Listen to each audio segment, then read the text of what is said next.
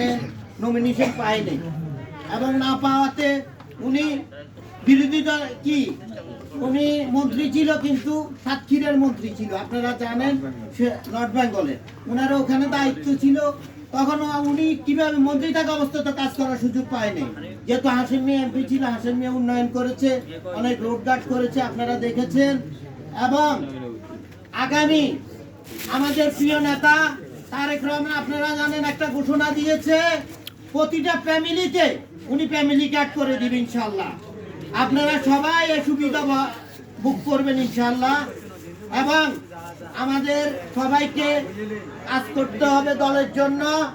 আগামীতে প্রতিটা ফ্যামিলিতে মা বোনদেরকে বুঝাইতে হবে, ছাত্রদল, যুবদল, স্বেচ্ছাসেবক দল, নেতা কর্মীদেরকে নিয়ে আপনারা যারা এখানে পদ পাবেন বা সভাপতি সাধারণ সম্পাদক হবেন, প্রতিটা বাড়িতে বাড়িতে যাইয়া মা বোনদের কাছে ভোট চাইবেন তো ইনশাআল্লাহ। ধানের শীষের পক্ষে কাজ করবেন তো ইনশাআল্লাহ।